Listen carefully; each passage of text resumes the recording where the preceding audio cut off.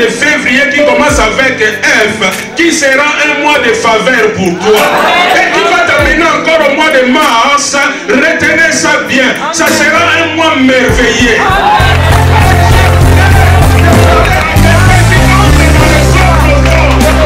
J'aimerais dire à quelqu'un, même quelqu'un va changer de statut. Oh, parce que c'est un mois nouveau. Qui va t'amener au mois de décembre. Qui sera un mois de décision. Qui sera un mois de distinction. Qui sera un mois de direction. Parce que le grand Dieu s'est levé.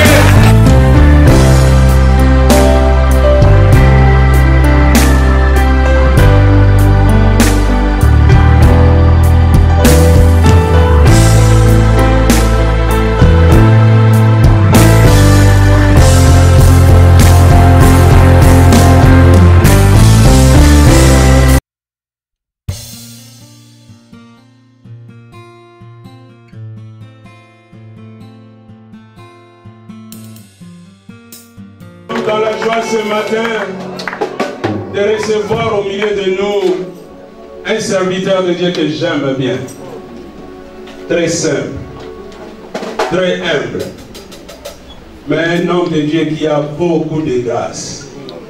Vous savez, ce matin je reçois mon responsable dans la ville, donc je peux dire bonjour l'évêque.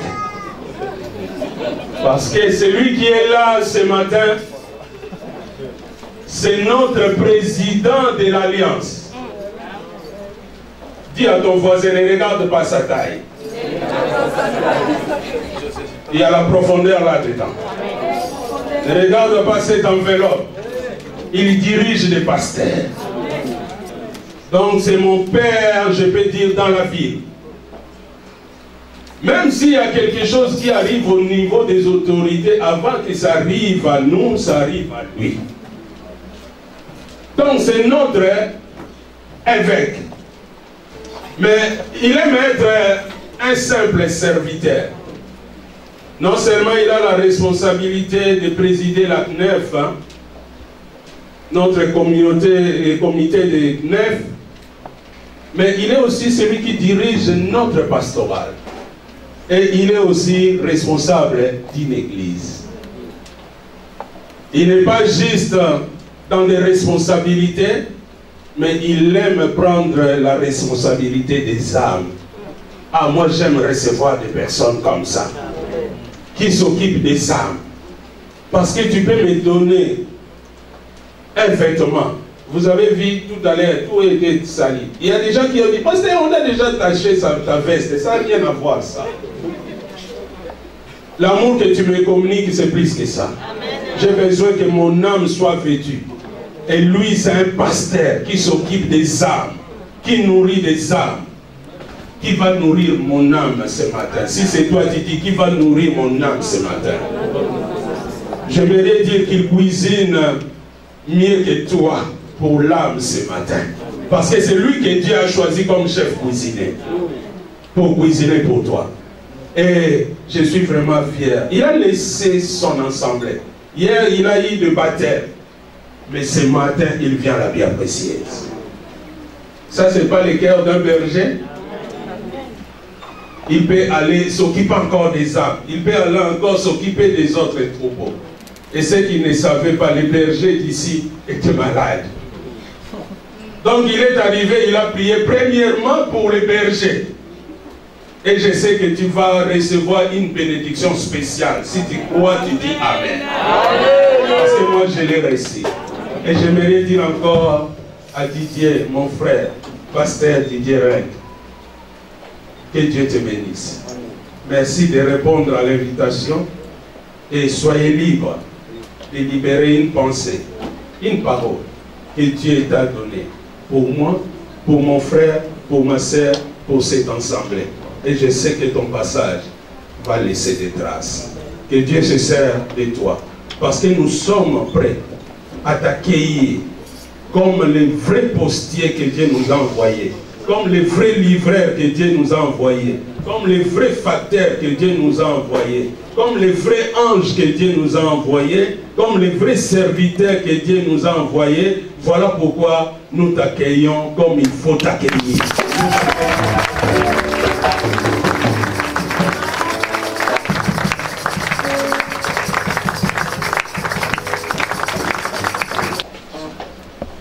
Vous restez tous debout?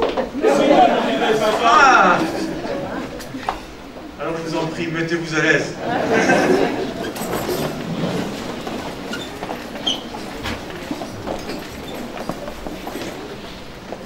Je suis vraiment très honoré par votre accueil. J'apprécie beaucoup la louange. Quand vous chantez en français, c'est bien. Mais quand vous chantez en lingala, c'est 1, 2, 3, 4 crans au-dessus. Et quand vous avez commencé tout à l'heure à chanter en lingala, j'avais les larmes aux yeux. Vous savez pourquoi? Parce que quand vous chantez dans cette langue et dans vos langues, c'est l'âme de votre peuple qui remonte. C'est votre culture. Et Dieu aime votre culture. J'ai vécu la même chose dernièrement dans les funérailles d'un frère cambodgien. Les funérailles se sont déroulées normalement. Mais quand nos frères et sœurs cambodgiens ont commencé à chanter dans leur langue, j'avais jamais entendu un chant comme ça. C'est beaucoup plus calme que vous, mais quelle profondeur. Et mes larmes coulaient. J'avoue que ce matin, je me suis dit, je crois qu'un jour, j'irai en Afrique.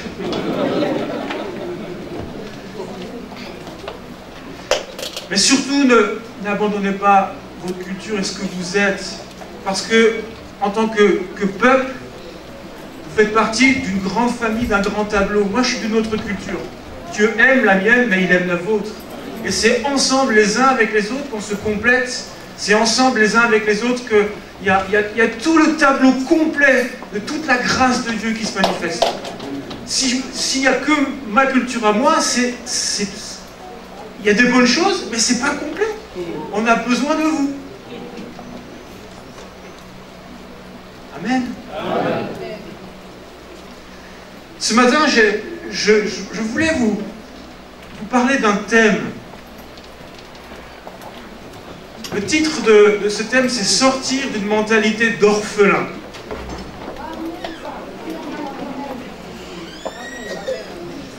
Et il y a même un PowerPoint qui, normalement, si ça fonctionne, devrait accompagner ce petit message. Avec l'un de mes passages favoris et qui m'a le plus marqué dans la parole de Dieu, c'est l'histoire du fils prodigue. Et j'aimerais juste qu'on a le temps de le lire avant de rentrer dans ce thème de la mentalité d'orphelin et comment en sortir. Au travers de cette histoire, Jésus nous décrit réellement le caractère du Père. Le caractère parfait et aimant de notre Père Céleste. Au travers des réactions des deux fils, on peut également voir les manifestations d'un cœur d'orphelin. Et ce qui m'intéresse ce matin, c'est qu'on puisse s'analyser nous-mêmes pour sortir de cette mentalité-là et rentrer toujours plus dans l'esprit d'adoption. Nous avons été adoptés. On va lire ensemble Luc chapitre 15. La parabole du fils prodigue, à partir du verset 11. C'est Jésus qui parle. Vous la connaissez sûrement presque par cœur, mais c'est bon de revenir dans le texte. Il dit encore, Jésus, un homme avait deux fils. Le plus jeune dit à son père, « Mon père, donne-moi la part de la fortune qui doit me revenir. » Et le père leur partagea son bien. Peu de jours après, le plus jeune fils rassembla tout ce qu'il avait et partit pour un pays lointain, où il dissipa sa fortune en vivant dans la débauche. Lorsqu'il eut tout dépensé, une grande famine survint dans ce pays, et il commença à manquer de tout. Il se lia avec un des habitants du pays, qui l'envoya dans les champs faire paître les pourceaux. Il aurait bien désiré se rassasier des caroubes que mangeaient les pourceaux, mais personne ne lui en donnait. Rentré en lui-même, il se dit, « Combien d'employés chez mon père ont du pain en abondance, et moi ici je péris à cause de la famine. Je me lèverai, j'irai vers mon père, et lui dirai, Père, et je lui dirai, Père, j'ai péché contre le ciel et envers toi.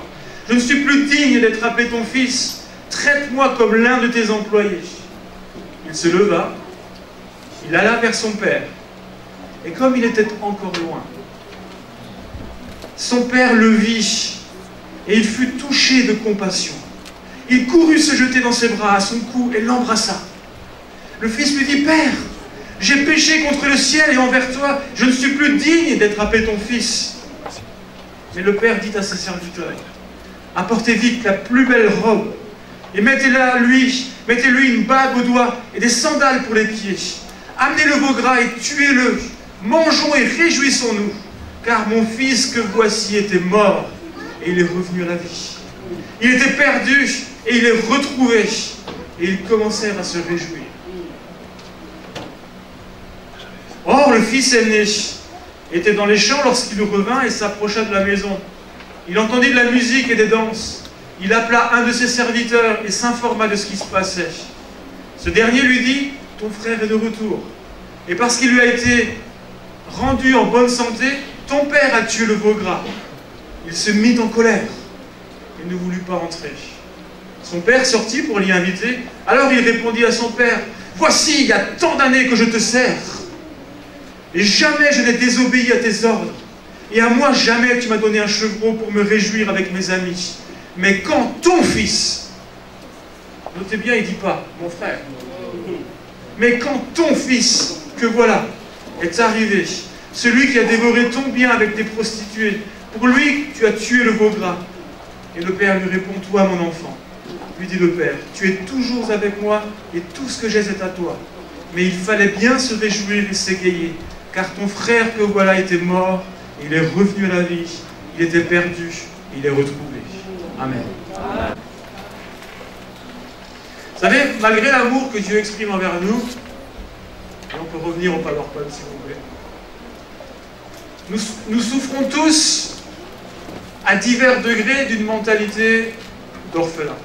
On est tous en lutte un peu avec ça, qui va nous empêcher de rentrer pleinement dans l'héritage que Dieu a prévu pour toi, pour chacun d'entre nous.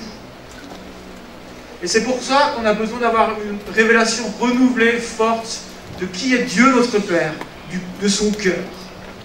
On peut avancer? On a un Père Céleste qui nous aime de manière inconditionnelle. Il dit dans Jérémie 31, verset 3, « Je t'aime d'un amour éternel. C'est pourquoi je te conserve ma bonté. » C'est un Dieu, un Père, mais qui a le cœur d'une mère. C'est magnifique.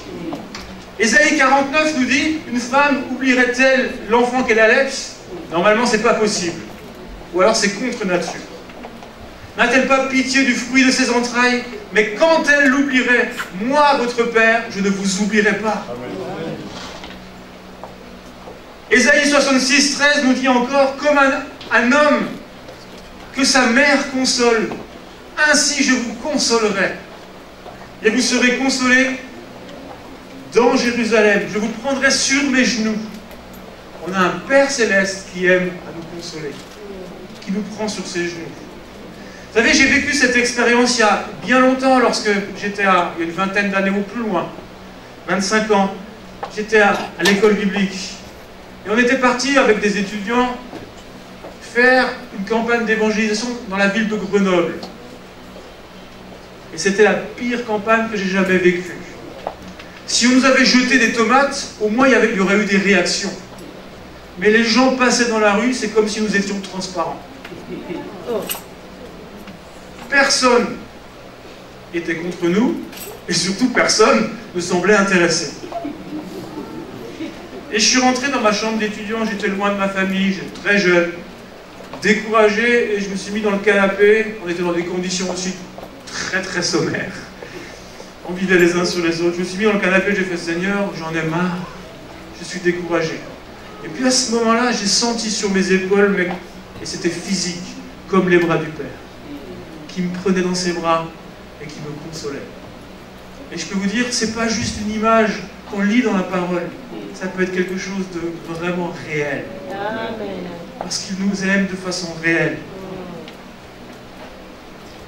Et j'aimerais m'arrêter sur cette parabole, sur ces 3 actions que le Père, au verset 20 de Luc 15, on voit dans cette parabole. Lorsque le fils revient, il se dit, je vais revenir dans la maison de mon père, et je vais lui dire, mais j'ai fait une erreur, considère-moi comme l'un de tes serviteurs, au moins j'aurai quelque chose à manger, je paraphrase. Et le texte dit, quand le père vit, c'est le premier mot, quand le père le vit. Et lorsque je lis ce mot « voir », pour moi ce mot transpire l'amour de Dieu. Un amour qui patiente, un amour qui n'oublie pas son enfant, un amour qui se manifeste dans cette attitude d'attente. Vous savez, je pense que le fils prodigue est parti avec une certaine fortune. Je ne pense pas qu'il l'a dilapidé en 3 jours. Probablement qu'il s'est passé plusieurs mois, voire plusieurs années. Et je crois, le texte nous le dit, que le père, chaque jour, il était à la porte. Son amour s'est manifesté dans le long terme.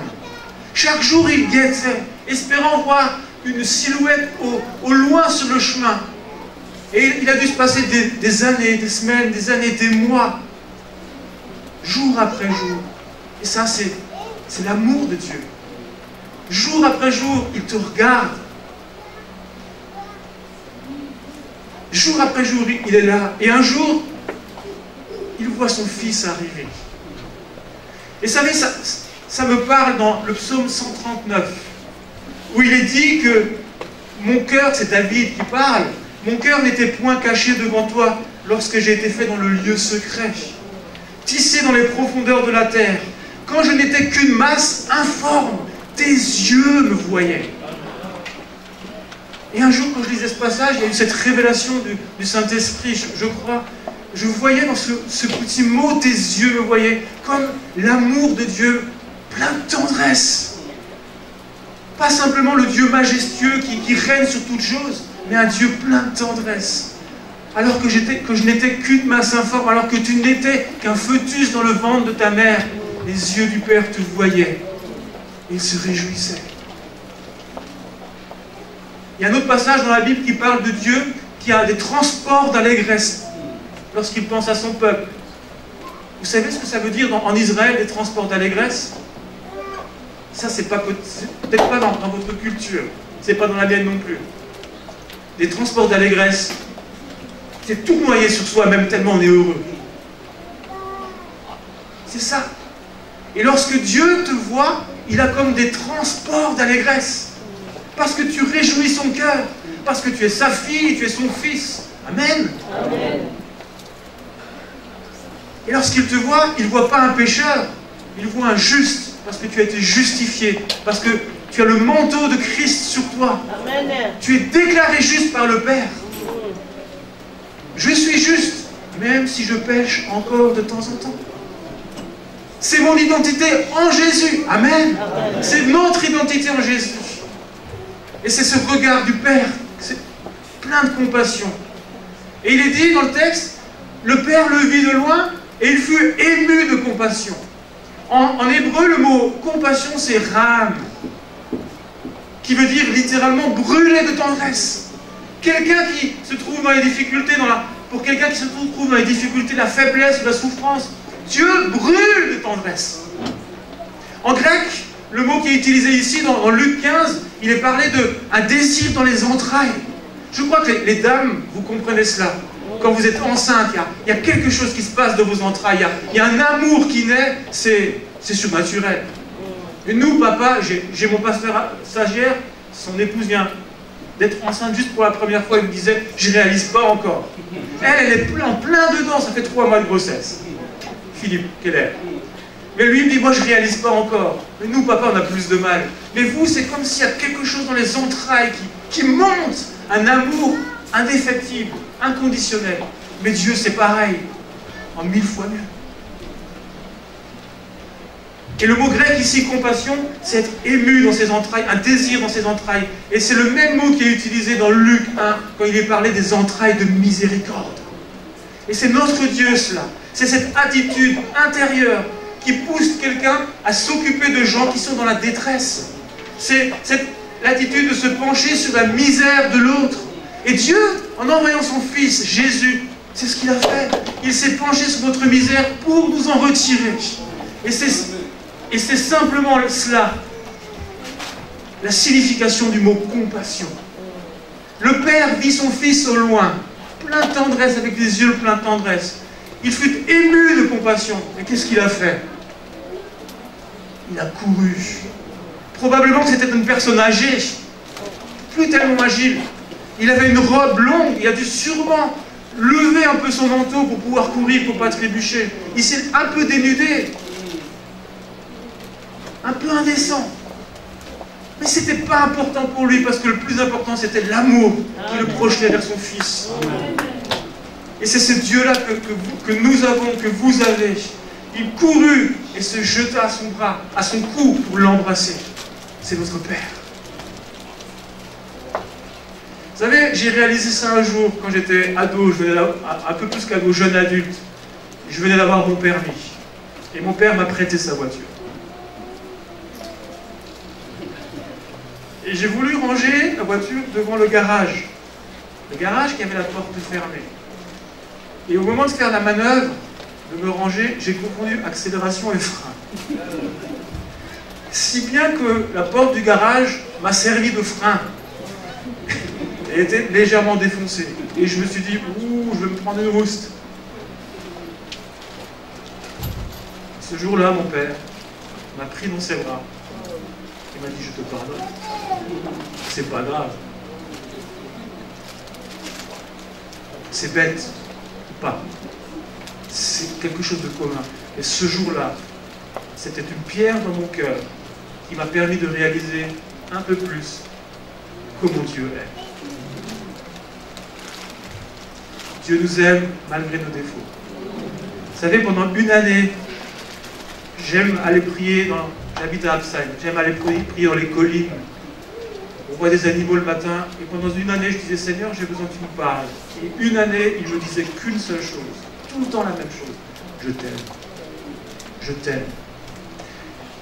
Et pour vous qui êtes parents d'ados, vous savez que c'est des champions pour trouver le bouton dans votre cœur pour vous faire exploser.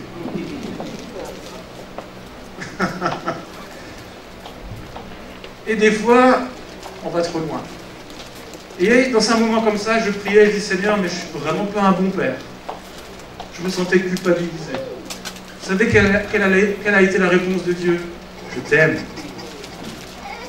Je t'aime. Malgré tes faiblesses, malgré tes défauts, malgré tes manquements, je t'aime. Et c'est exactement comment Dieu, notre Père. Alors on n'a pas tous eu la chance d'avoir un Père terrestre, comme moi j'ai eu. Certains peut-être ont eu un père qui était dur, colérique. Certains même un père absent. Ou alors les circonstances de la vie, un déracinement, je ne sais, ne vous ont pas permis de vivre cette relation-là. Et du coup, certains peuvent, à cause de cela, peut-être vivre ou avoir une mauvaise image de qui est Dieu notre Père. Et ont du mal à réaliser cet amour inconditionnel. Mais quoi qu'il en soit, notre Père Céleste, ce que la Bible dit est la vérité.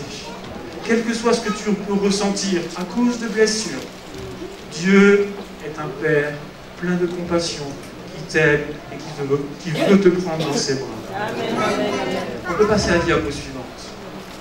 C'est un Père qui t'a adopté dans sa famille. Et Romains 8, 14, 18 nous dit, vous avez reçu un esprit d'adoption, par lequel nous crions « Abba, Papa, Père ». C'est pas juste Père de loin, c'est Papa. Et l'Esprit, le Saint-Esprit en nous, lui-même, rend témoignage à notre esprit que nous sommes enfants de Dieu, fils et filles. Et si nous sommes enfants, nous sommes aussi héritiers de Dieu et co-héritiers avec Christ. Si toutefois, nous souffrons avec lui, afin d'être glorifiés avec lui. Mon frère, ma soeur, tu as été adopté.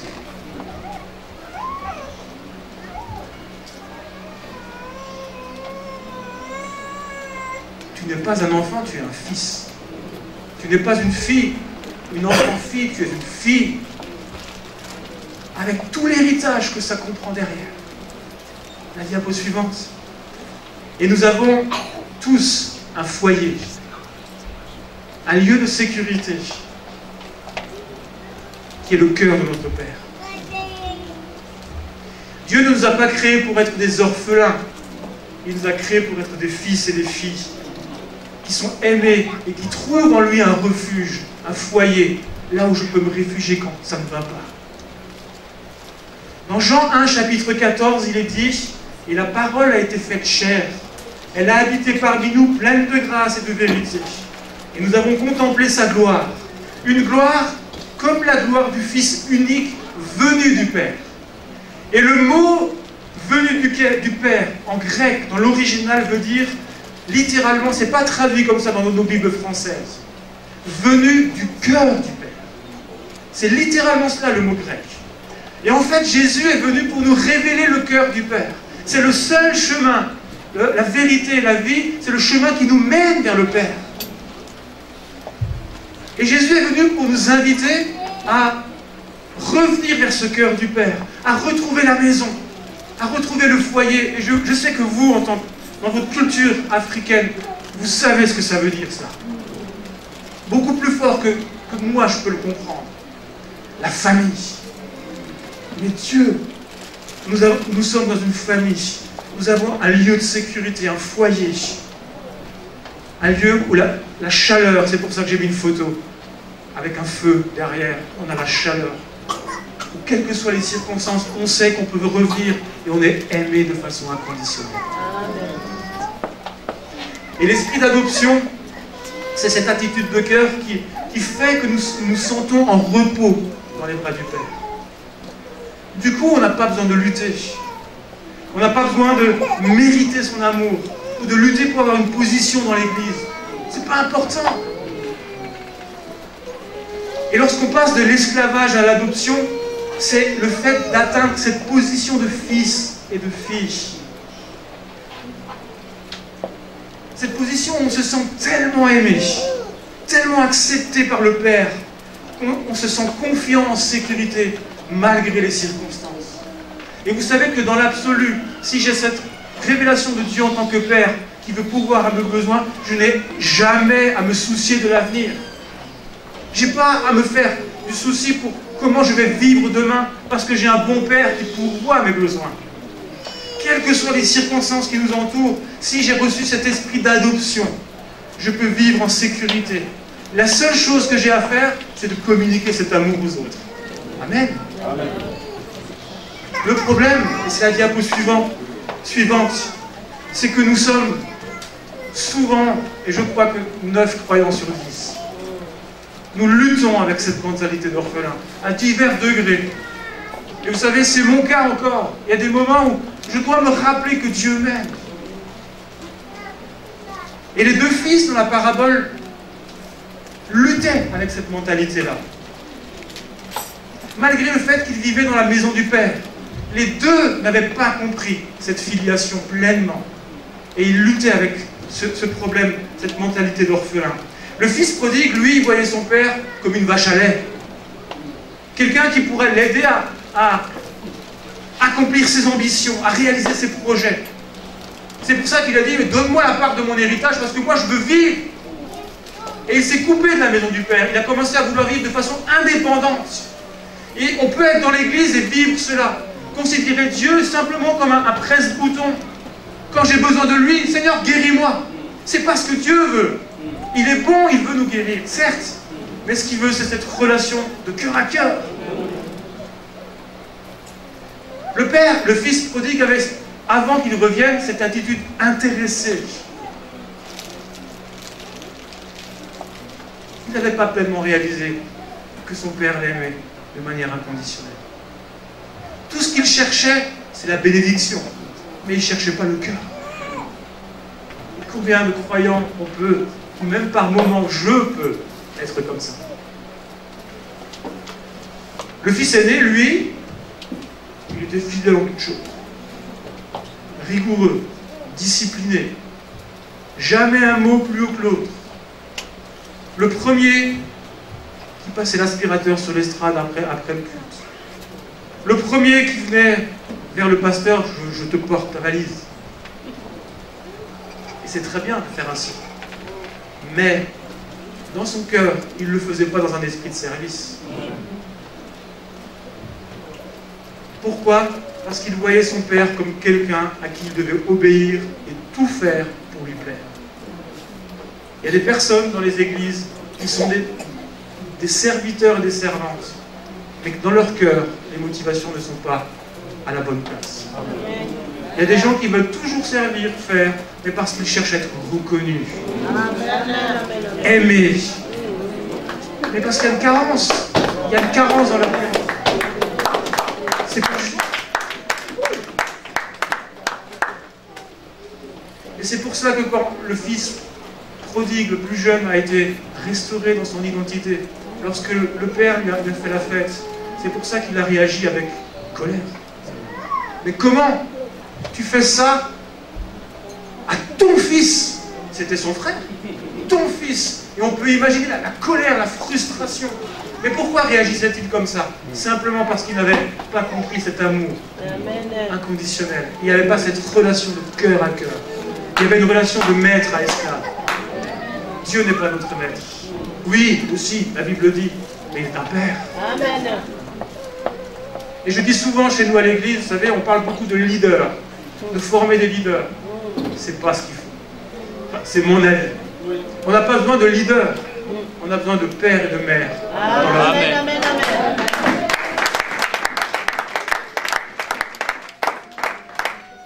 Un leader, c'est quelqu'un qui va vous dire, on va dans cette direction, vous me suivez. Amen. Un père, c'est un leader, mais ça va plus loin. Un père va dire, on va dans cette direction, et je vais te montrer comment faire. Je vais t'élever, et à un moment donné, je vais te laisser faire toi pour que tu rentres dans ta destinée. Amen.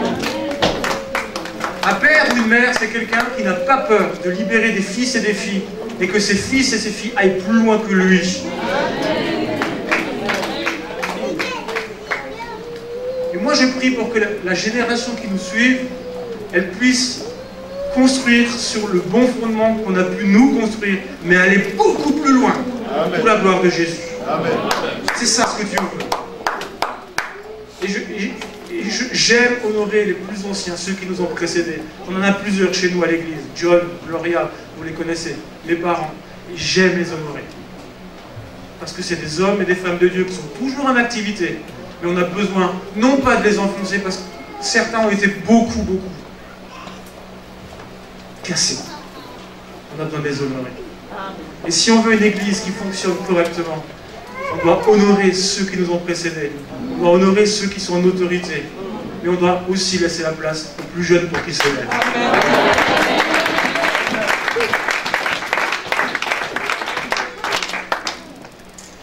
Alors, quelles sont les mentalités d'un esprit d'orphelin? Vous avez quelques mots là qui sont là. C'est d'abord un esprit d'indépendance.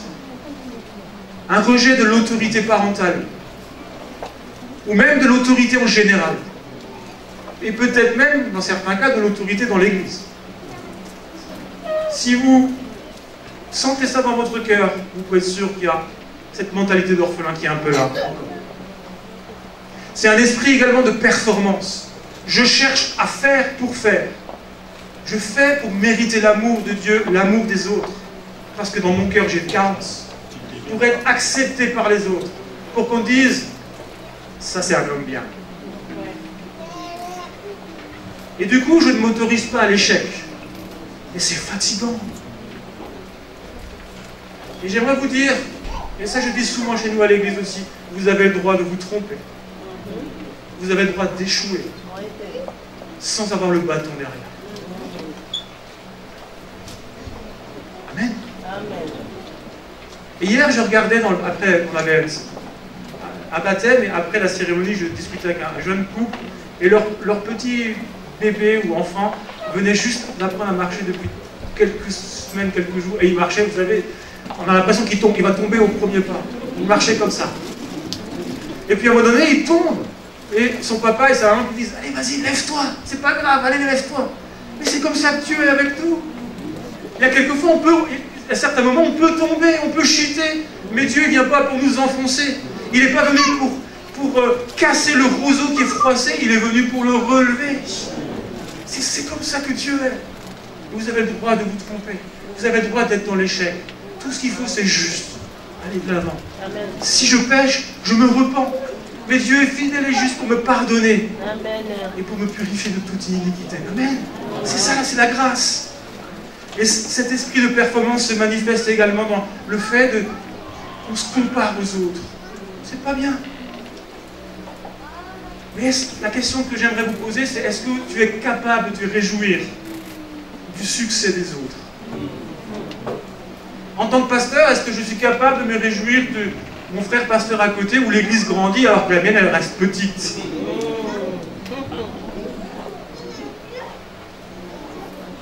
Ça m'a toujours étonné dans les pastorats, la première question qu'on pose est « Comment va ton église? Vous êtes combien ?»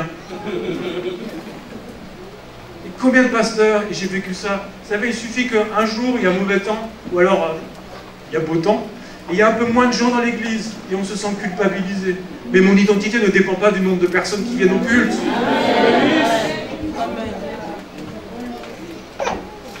Mon identité de... Je prêche des fois dans des églises qui sont plus calmes. Et quelquefois au début c'était difficile, je disais Amen, il y avait... Mon identité ne dépend pas de la réaction de l'auditoire. Vous comprenez? Mon identité doit être en Christ, fondée sur le Père, avec le Saint-Esprit. Et ceux qui vivent cette mentalité d'orphelin, ils sont en lutte incessante pour avoir une position, une place dans la société, et quelquefois une place dans l'Église. Et du coup, je suis prêt à servir, et surtout, je suis prêt à me servir des autres pour arriver à la place. Ça, c'est pas bon. J'ai peur de faire confiance. J'ai peur de laisser la place aux autres. Ça, c'est un esprit d'orphelin, une mentalité d'orphelin. Et j'aimerais qu'on puisse, si vous ressentez ça dans vos cœurs, aller plus loin. Ça montre juste un manque et un besoin d'une révélation de Dieu en tant que Père, un peu plus forte encore. C'est également des sentiments de peur. Peur de manquer, peur de l'échec, peur du rejet, peur d'être pas capable, l'incapacité également à faire confiance aux autres, peur d'ouvrir notre cœur pour être aimé. Et j'ai des gens dans mon église, il n'y a pas de cœur à cœur, parce qu'il y a un obstacle. Ils ont peur d'ouvrir leur cœur. Peur de montrer ses faiblesses. Moi, j'aime montrer des faiblesses même sur l'estrade. Parce que les pasteurs, on n'est pas plus meilleurs que vous, ou plus beaux, plus grands, plus forts. On a aussi nos faiblesses. Et nous tous, nous expérimentons la grâce. Et à cause de cette mentalité d'orphelin, plusieurs d'entre nous, nous avons fondé notre vie sur de faux sentiments, de sécurité qui, tôt ou tard, risquent de s'écrouler. Certains la posent sur une position sociale. Un jour, tout peut basculer d'un jour à l'autre. Certains sur une position financière. J'ai un frère qui est très riche chez nous à l'église. Et il m'a dit, mais je ne suis même pas sûr que je garde mon boulot maintenant, parce que ça devient très difficile. Vous comprenez, du jour au lendemain, on peut tout perdre. Certains sur des biens matériels, d'autres sur une réputation. Mais tout cela, ça nous amène à une course vers la performance, la reconnaissance des autres, le contrôle, la manipulation, les plaisirs charnels. C'est fatigant. Dieu veut qu'on puisse se reposer en lui. Et souvent, cette mentalité d'orphelin vient d'une mauvaise image que je peux avoir de Dieu en tant que Père. Mais le désir de Dieu, c'est que nous puissions sortir de cette mentalité d'orphelin, cette forteresse dans nos cœurs, dans nos pensées. Et ce qu'il désire, c'est que cette forteresse soit renversée. Et que nous puissions expérimenter une nouvelle révélation de son amour en tant que fils et filles. Son désir, c'est de faire de nous des héritiers, des co-héritiers avec Christ. Et parfois, on peut se poser la question, mais Seigneur, pourquoi ces promesses qui sont dans la parole de Dieu, je ne les vis pas? Pourquoi les prophéties qui m'ont été données, je n'arrive pas à y rentrer dedans? Pourquoi l'héritage que tu m'as promis, je ne le reçois pas? Vous savez pourquoi? Parce que quelquefois, il y a un obstacle dans mon cœur. Il y a certaines bénédictions spirituelles que Dieu ne pourra pas donner à un cœur d'orphelin, parce qu'il ne saura pas les gérer. Le fils prodigue a pris son héritage et il l'a dilapidé au pourceau. Il y a des choses qu'on ne peut pas gérer si on n'a pas cet esprit d'adoption. Maintenant, quelle est l'origine de cet esprit d'orphelin? On peut passer à lire la diapo suivante. Ah, elle n'y était pas celle-ci. Mais l'origine de l'esprit d'orphelin, ça vient simplement du diable. En Ézéchiel 28, en Ésaïe 14, vous relirez les textes. Mais Satan, Lucifer, a voulu se faire l'égal de Dieu. Et en fait, tout est parti de là. Il a pris une position d'orgueil et d'indépendance. Dieu, je ne me soumets plus à toi, je vais faire mon chemin et je veux prendre ta place. Et l'esprit d'orphelin, il vient de là. Il s'est répercuté en Adam et en Ève. Et tout vient de là. Et il nous faut nous réaliser et sortir de cela. Et depuis lors, il y a deux esprits qui sont en conflit permanent pour prendre possession de notre cœur. Il y a le premier, c'est l'esprit d'adoption. Des personnes animées de cet esprit vont vivre avec assurance d'avoir une demeure, un refuge. Ils se sentent insécurisés. Mais le deuxième, c'est l'esprit d'orphelin, la mentalité. Et là, je ne parle pas de mauvais esprit, de démons à chasser. Je parle de mentalité. Ne confondons pas les deux choses. Cette mentalité force les gens à vivre comme s'ils n'avaient pas de maison, pas d'abri. C'est un esprit indépendant, de rejet, de toute autorité, un esprit hostile, chamailleur, sans sentiment d'appartenance.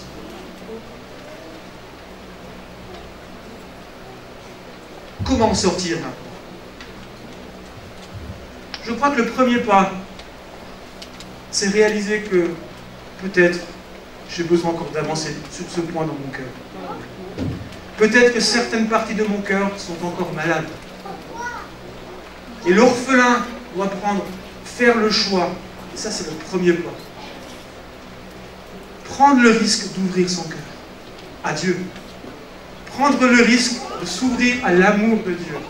Parce que quelquefois, on a tellement été blessé dans notre enfance qu'on s'est emmuré.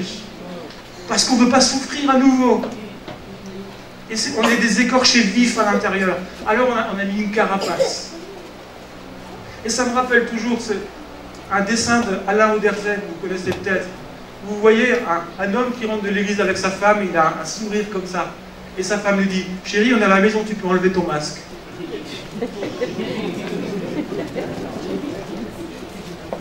C'est une carapace.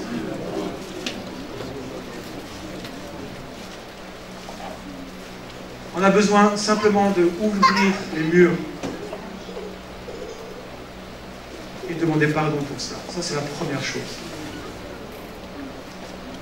Mais l'exemple de Jésus nous montre tout un processus de guérison. Je vais le survoler, parce que le temps passe. Jésus, premièrement, a été pleinement soumis à ses parents terrestres. Lorsque vous voyez dans l'évangile de Luc, chapitre 2, verset 49, vous savez l'épisode où Jésus va partir à 12 ans dans le temple, et ses parents vont le chercher et ils vont le trouver dans le temple. Il dira, mais il faut que je m'occupe des affaires de mon père.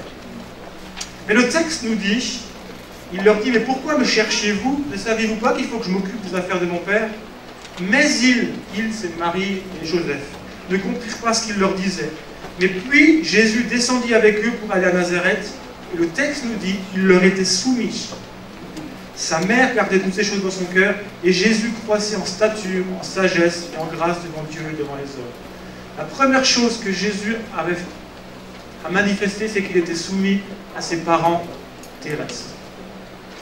Et je crois que là, c'est déjà une première clé pour sortir de cette mentalité d'orphelin. C'était à dire avant, mais c'est pas grave. Je crois que la première clé, c'est de pardonner à nos parents pour nous avoir donné une mauvaise image de Dieu, lorsque c'est nécessaire. Une mauvaise image de l'amour du Père. Je pense personnellement être un bon père, mais pourtant, je sais que je suis un père avec des lacunes. Et il est probable que mes enfants vont devoir aussi un jour passer par un temps de guérison pour des excès que j'ai pu avoir.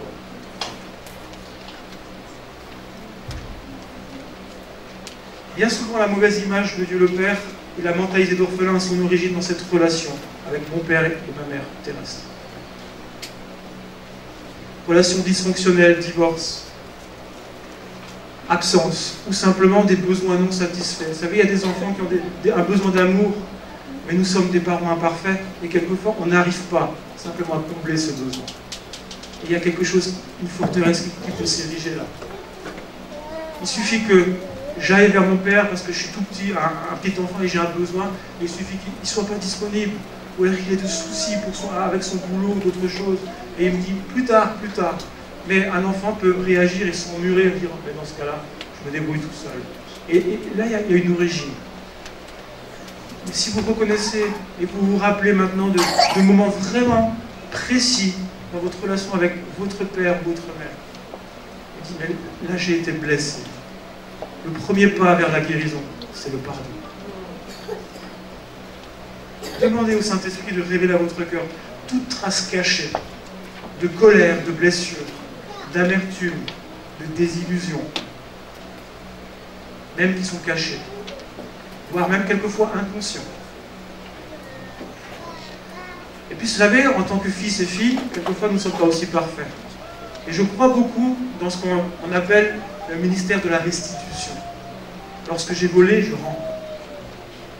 Mais je crois qu'il faut aussi quelquefois demander pardon à nos propres parents pour les avoir blessés ou déçus. Et là, il y a des clés pour rentrer dans la guérison et sortir de cette mentalité d'orphelin. Ensuite, dans Matthieu chapitre 3, et c'est la diapo suivante, on voit Jésus qui arrive au Jourdain devant Jean-Baptiste. Et Jean-Baptiste lui dira, je ne suis même pas digne de délacer les courroies de ses chaussures, de ses sandales. Mais Jésus va se soumettre à Jean-Baptiste et se laisser baptiser par Jean le Baptiste. Et une des caractéristiques d'un fils ou d'une fille, c'est un esprit ouvert à l'enseignement. La volonté d'apprendre des autres, de se soumettre. La volonté d'honorer et de respecter les autorités intemporelles et spirituelles. Autorités civiles et spirituelles. Et quelquefois, ces autorités, on peut nous blesser. Il y a des églises où les pasteurs souffrent de cette mentalité d'orphelin et exercent un autoritarisme. J'ai déjà connu des églises où il y avait de l'abus d'autorité. Mais si tel est le cas, et si un jour vous avez vécu ça, pour sortir de cela, il faut pardonner. Romains 13, versets 1 et 8 nous dit, c'est Paul qui parle, que toute personne soit soumise aux autorités supérieures, car il n'y a point d'autorité qui ne vienne de Dieu. Et les autorités qui existent ont été instituées de Dieu. C'est pourquoi celui qui s'oppose à l'autorité résiste à l'ordre de Dieu que Dieu a établi. Et ceux qui résistent attireront une condamnation sur eux-mêmes. Un peu plus loin, quelques versets plus loin, verset 8, il dit « Rendez à tous ce qui leur est dû. L'impôt à qui vous devez l'impôt, le tribut à qui vous devez le tribut, la crainte à qui vous devez la crainte, et l'honneur à qui vous devez l'honneur. » C'est facile d'écouter ce verset lorsqu'on habite en France. Peut-être que certains parmi vous ont vécu des situations plus difficiles dans votre pays d'origine. Mais dans ce temps-là, Paul écrit aux Romains. Et le gouvernement romain de cette époque-là, ce n'était pas le gouvernement qu'on a en France actuellement. C'était une autorité où régnait la corruption, l'immoralité, les assassinats, l'idolâtrie, la brutalité, la mort et la persécution. C'était des choses courantes. Les chrétiens brûlaient dans les rues de Rome. Et si certains ont été au cinéma dernièrement et ont vu Paul, c'est bien montré. Les chrétiens étaient mis à mort et brûlaient dans les rues pour servir de torches, pour éclairer les rues. Ils étaient mis à mort dans les arènes. Et Paul écrit à l'église de Rome en disant « Soyez soumis aux autorités ». C'est fort. Je crois que lorsque nous nous soumettons à des autorités, même si elles sont abusives, même si elles pêchent contre nous et contre Dieu, nous nous plaçons en position de permettre à Dieu de nous bénir, de nous honorer et de nous élever en dépit de ces oppositions. C'est ce qu'a vécu Joseph, c'est ce qu'a vécu Daniel. Et l'esprit d'adoption, il manifeste cela. Honorer, l'honneur. Et je crois qu'il est possible que vous ayez peut-être besoin aussi de demander pardon à ceux qui sont en position d'autorité où vous n'avez pas eu des pensées correctes. soit parce que vous les avez offensés en ne les honorant pas, soit parce que vous avez un comportement malsain, soit parce que vous avez provoqué des rivalités, répandu des calomnies par rivalité, dans le but juste d'atteindre une place ou une position, ou soit simplement parce que vous avez fermé votre cœur dans l'Église. C'est important ça. Et une des clés suivantes, c'est le diapo suivant, c'est d'agir et commencer à agir en tant que fils ou en tant que fille. Un cœur d'adoption, c'est un cœur qui a appris à honorer. Et je sais que dans votre culture, c'est quelque chose qui vous est presque inné d'honorer. Honorer nos parents, vous avez les textes ici, je ne vais pas les lire parce que le temps avance. Honorer les autorités, les conducteurs, honorer les autorités civiles, tant que leurs lois ne sont pas contraires à la parole de Dieu, bien sûr. Honorer, ça implique de prendre la décision de mettre l'amour en action, de donner à une personne une position de grande valeur et de dignité, même lorsque nous avons été déçus, blessés ou meurtris par quelqu'un. L'honorer, c'est choisir de ne pas agir contre lui ou comme lui, mais c'est d'agir par amour, c'est de lui pardonner. L'honorer, c'est choisir de ne pas exposer l'autre, mais de prononcer sur lui ou pour lui des paroles de grâce et de bénédiction. Amen. L'honorer, c'est de lui accorder une position qui est un signe d'un grand respect. Amen. Amen. Quand vous agissez ainsi, Dieu vous honore toujours derrière.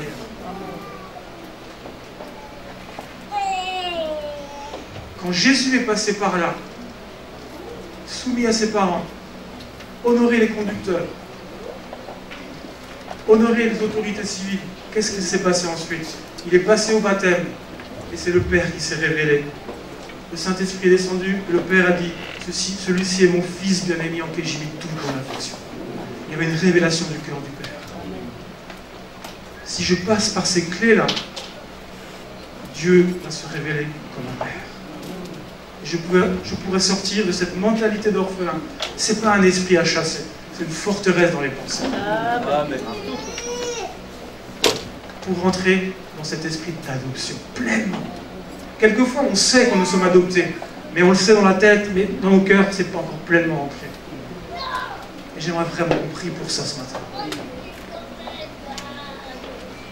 Ce que Jésus dit, ce que Dieu a dit à Jésus, lors du baptême et lors de la transfiguration, il le dit à chacun de nous. Tu es ma fille bien-aimée, en qui j'ai mis toute mon affection. Tu es mon fils bien-aimé, en qui j'ai mis toute mon affection. Est-ce que tu peux recevoir cette parole ce matin? Il y a quelqu'un ce matin qui lutte contre un esprit de condamnation. Je ne sais pas exactement à cause de quoi. Là, tu es en lutte et tu dis, mais moi, c'est pas pour moi. Moi, je ne suis pas digne. Dieu te dit, ma fille, tu es ma fille bien-aimée. Amen. Il n'y a plus aucune condamnation pour ceux qui sont en Jésus-Christ. Je mets en toi toute mon affection. C'est pour toi particulièrement qui combat dans ton cœur et tu dis, je ne suis pas digne, c'est pas pour moi. Amen. Est-ce qu'on peut prier ensemble? Mais je sais que je ne peux pas provoquer cette révélation dans le cœur de quiconque, parce que c'est seul le Saint-Esprit qui le fait. Et je prie, Saint-Esprit, pour que tu viennes maintenant et que tu te répandes fortement. Je prie pour que ceux qui ont besoin puissent ressentir cet amour inconditionnel, ce cœur du Père. Et plusieurs parmi nous qui ont besoin de pardonner ce matin.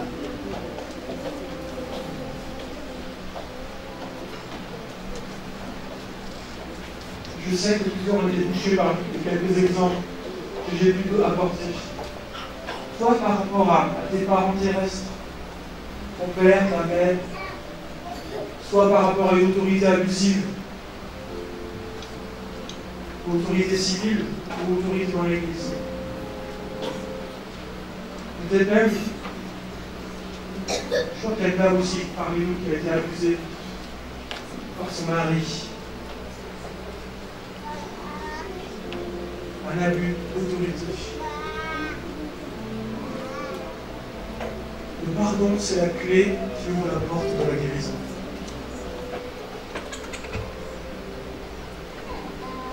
J'aimerais inviter ceux et celles parmi nous, mais vraiment en toute simplicité, qui ressentent dans leur cœur que moi j'ai besoin maintenant de faire un pas. Vous savez, le pardon, c'est pas un sentiment. Ça fait pas longtemps. Le pardon, c'est un choix. Moi, je n'y arrive pas, c'est trop dur. Je comprends ça. On s'est occupé dernièrement, il y a quelques années, d'une dame qui a été abusée sexuellement 3 fois par un voisin. Et cette dame, elle ne pouvait pas avoir d'enfant parce qu'elle souffre de vaginite. Simplement qu'elle ne pouvait pas avoir de relations sexuelles à cause de l'abus qu'elle avait eu.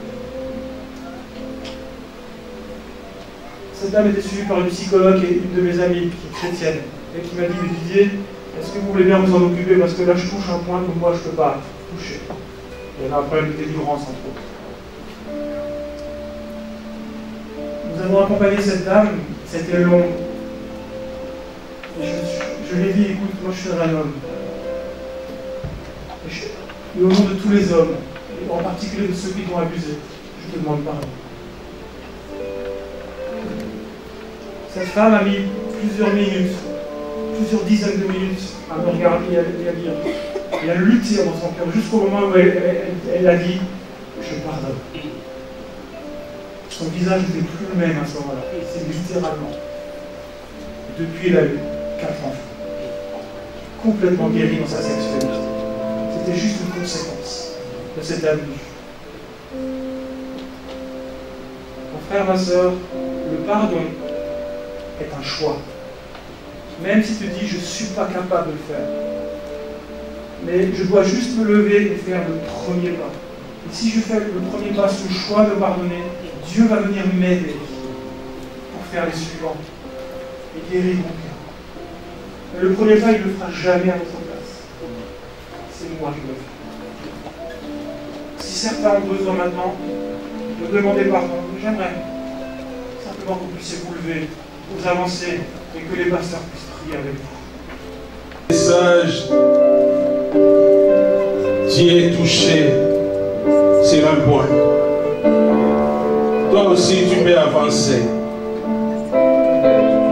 La grâce est là. J'aime toujours rappeler, ne fais pas des choses par habitude. Dormir, se lever, ce n'est pas une chance. Ce n'est qu'une grâce de la part de Dieu. Voilà pourquoi Dieu veut sortir quelqu'un de cette mentalité d'orphelin. Il s'agit de toi, il s'agit de ton histoire. Parce que Dieu veut te bénir. Parce que Dieu veut t'amener dans des choses qu'il a préparées. Voilà cette attitude. Voilà ce fond de tristesse. Voilà ces choses que tu as emmagasinées. Ça t'empêche de recevoir. Aujourd'hui, Dieu veut t'accorder cette grâce. J'aimerais dire à quelqu'un, l'eau de la parole peut purifier. L'eau de la parole peut donner la vie. Avance et les hommes de Dieu, ils vont prier pour vous. Il y a un Père qui nous aime, qui nous fait grâce. Et ne foulez pas la grâce aux pieds. Car Dieu veut vraiment que tu sois dans cette position de fils et filles. Héritier et co-héritier. Si tu peux venir à Dieu, toi qui sais avancer, ou toi qui es resté à ta place, mais sois dans la prière. Répands ton cœur vers Dieu.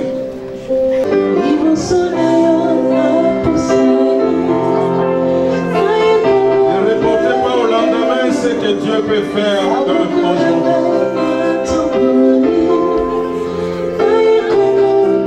Ne donnez pas à Dieu ton programme à toi entre dans le programme de Dieu.